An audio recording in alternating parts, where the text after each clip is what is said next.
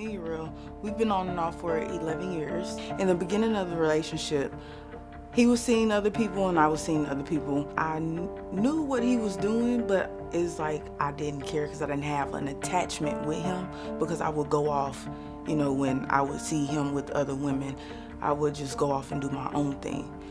Until, I had my first son and started having kids with him. I wanted that family. I just try not to think about it, because I don't like it. And I want something different. I want something different from me and my kids. I want a man that's there for me emotionally, mentally, and not just physically. After I proved him wrong the first 2 times, I thought things would change, but it hasn't. He's now denying our last 2. The other kids he has with the other women, he doesn't deny them. He only does it with me, because he's afraid of commitment. He's afraid of commitment with me. It's doubt because he's still doing what he's doing, what he's been doing. He has other kids outside of our 4. In total, Juriel has 13 kids. He has 13. 4 of them are with me, and he's fathered at least 3 of those other kids while being with me. On the way traveling to the show, I kind of feel like I might be pregnant again. I know how the feeling is because I have 4 kids already. I'm really nervous and scared to tell him that I might be, due to the fact that we're here and he's denying our last 2. If I am again, if he denies this one, I haven't stepped out. I'm not cheating. These are his kids. And we could possibly have another one on the way. It's been 11 long years. And I can actually say this is one of the longest roller coaster rides I've rode.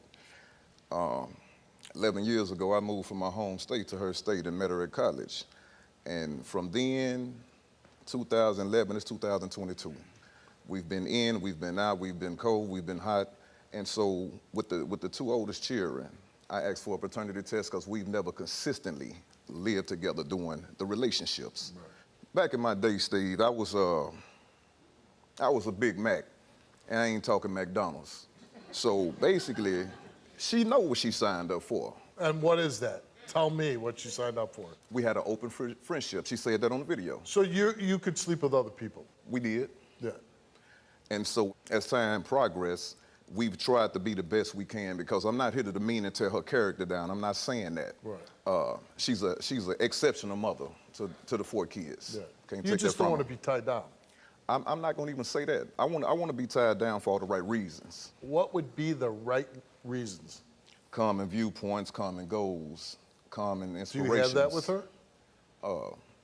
We have a lot in common. Yeah. The things I like about her is what keep us going on consistently, off and on for 11 years. And it's just like, can you say chronic insecurities? On her part. On her part. Yeah. Chronic insecurities. And I know you probably like, well, what does that mean? So if I'm trying to okay, cool, I'm out the field, it's me and you, let's make it happen. We can't go forward to make it happen because she's still relating on what happened back then. Right. And she bringing that into the current. And when I say it's chronic, it's because I real life have an example right now. Out here on the way to this show, flight attendant. We met the woman at the same time on the flight to come to the show. Getting off the plane, the woman, actually I don't like heights, that's a phobia of mine. She knows this, so she tell the flight attendant, he don't like flights. He don't like to be up in the air. So the flight attendant was like, I may be able to bring y'all something for that, as soon as everybody gets settled in. We take off, we get in the air, same flight attendant comes down the aisle. She asked the flight attendant about some food. Sure. I asked the flight attendant, what do y'all have strong, alcohol-wise? She said, I know you don't like heights. I got you. Went up to the cockpit or whatever, came back, looked out for me, gave me a little shot of scotch. That's it, that's all, don't know this woman. We get off the airplane, come into New York. Destiny's so insecure. How you know her? That's absurd. The last 2 are our kids. Now, listen, before you do all that. No. You're not going to interrupt me. You've been interrupting me too long. I've been faithful, loyal to you for the last 3 years. I know with the first 2, I told you about the other guys that I mess with, but I corrected my mistakes. You're still making yours. Now, with that being said. While I'm being loyal to you, you're stepping out on me while I'm trying to make our foundation better to be a better woman for you and only you. Now let's speak about that. That one thing that you named and that you corrected. You physically corrected that one thing that we talked about that you discussed with it, but what you didn't do, what made it fresh, is that you lied about it for the last 3 years. So every day you telling me out your mouth that you're not doing this physically, verbally, you were still looking at my face lying. So when I leave from around you, yeah, I'm gonna go be, I'm gonna mind my business elsewhere because you was lying to me. What were you doing before that? We're not talking about before that, we're talking about the last 3, right? I'm talking about all of it. All of it is a connection. What are you saying? Before all of that, you've been, what you say, a Big Mac? Yeah, I have. Back then. With the extra sauce? Back then. Boy, stop. Yeah, you've been doing what you've been doing. So when you moved around and I stepped out and did what I did with those other 2 men, I didn't have to tell you anything. No, you didn't. But I didn't have to tell you anything. I was a woman and I told you off the principle and off the strength of our son and wanting to be with you. And he had a feeling. When you say you messed around with this other man, was he around? No. He was gone? Yeah. So you're not really messing around. I mean, that's the only man I've been messing with. Right, I'm saying you have strong feelings for him. I do. Right. I love him. But if he's constantly not doing what really makes you happy, or if you feel secure in your relationship, then I do have to say, why do you keep giving them kids? Why? Tell them why.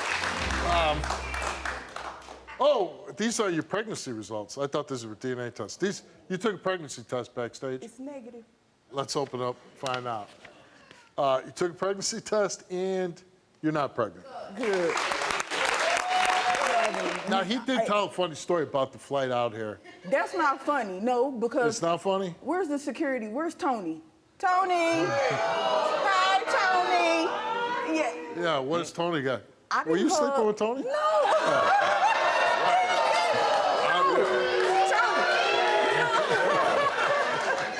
Tony seen me out in the waiting area. Yeah. And I didn't hug Tony. Tony has a nice personality. Tony's great. Yeah.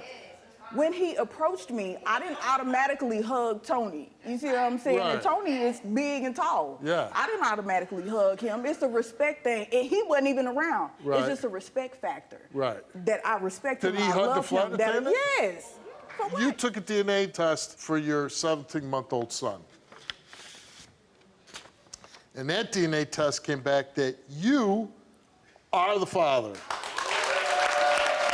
And then we gave a DNA test concerning your 5-month-old daughter, and Juriel got the same hair. Say it again. You are the father of Destiny's 5-month-old daughter. I apologize.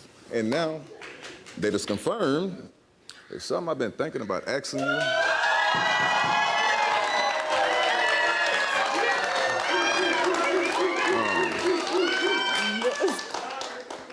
Destiny, 5 forebears, and you and me. Let's go and make it official. And on this good old day, on the Steve Wilkos Show.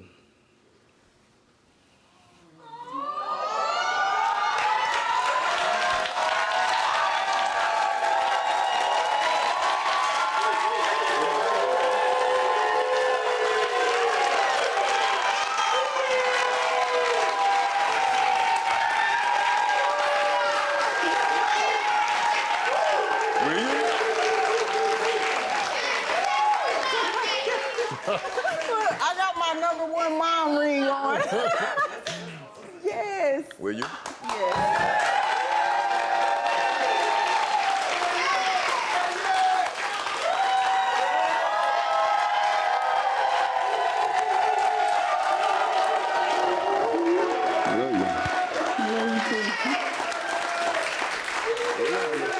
I was ready. My name is Steve Wilkos, and I'm an investigative talk show host with a law enforcement background.